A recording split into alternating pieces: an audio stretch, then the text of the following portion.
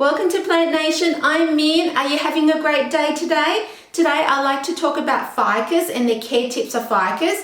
Ficus come from the tropical native areas of Asia, and the plant produces this white sap, and that sap used to be used to produce rubber, and that's why they're also called rubber plant trees. When it comes to lighting, ficus are sun-loving plants. They cannot tolerate low light, and also sometimes not even medium indirect sunlight. They're to the point where they can actually survive in direct sunlight as well. It's just that when I'm purchasing a ficus from a nursery, I won't pop the plant in direct sunlight immediately because I want the plant to acclimate first, especially something like this. This is a ficus teneki.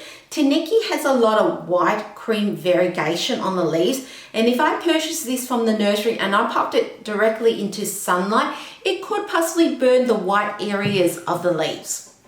When it comes to watering, I have 2-minute methods of watering my ficus. It depends on if I'm lazy or not. The first method is that I just top water the plant. So I water the top of the plant. I make sure the water is coming out of the bottom of the drainage holes in the pot and get rid of any excess water. And that's a great method because when fertilizing these plants, the salts in the fertilizer could stay in the soil, and by watering from the top and letting the water come through, basically flushing out the soil, the salts will come with it so that the salts don't sit in the soil. When I'm lazy, what I tend to do is I just get a bucket of water. I pop the plant in the bucket of water and leave it there for about half an hour. I take it out, make sure I get rid of any excess water, and then I'm done with watering. But the main part with watering is definitely allow the soil to completely dry, because they definitely like to be dry in between watering.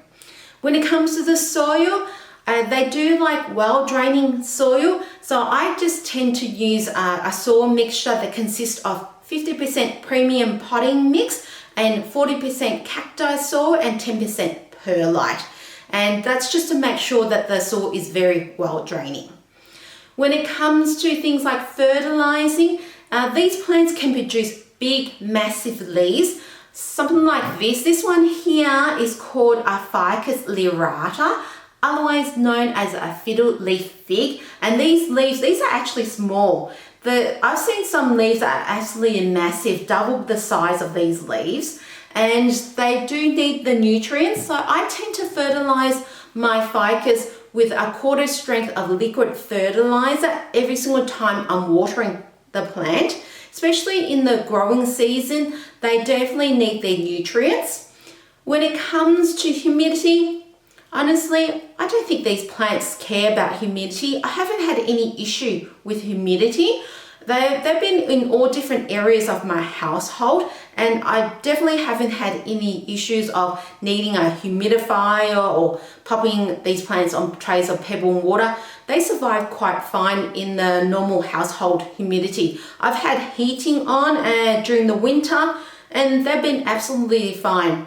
When it comes to pests, most indoor plants are prone to the main pests like mealybugs, thrips, spider mites, aphids. What I have found with my ficus is that they've been prone to spider mites, and I think that's because I bought the plant from the nursery with spider mites on it, and all I did was use a wet cloth, and I just kept on wiping the leaves every single day, and eventually the spider mites went away, and since then I haven't had any issues with it. So overall, I think they're very pest resistant. It's just that just be careful when you're buying it from the nursery. Just check if it's got any pests before buying it. When it comes to temperature, these ficus, they can tolerate a whole range of temperature, and I found that in my household it ranges from 10 degrees, which is 50 Fahrenheit in winter, all the way up to 35 degrees, which is about 85 Fahrenheit, and so they can survive in a whole range of temperatures. That's why they're one of the easier plants to take care of. I also forgot to mention is that when it comes to the water type, I haven't had any issue with water. I just use the normal tap water and it's been fine. So that's all I have for the care tips of ficus. If you have any care tips of your own, I'd love to read about it in the comment section down below. And if you did enjoy this video, hit the likes button, subscribe to the channel, help out when your plant lovers out so I can create more content about plants. Enjoy the rest of your day and I'll see you next time in the next video. Bye!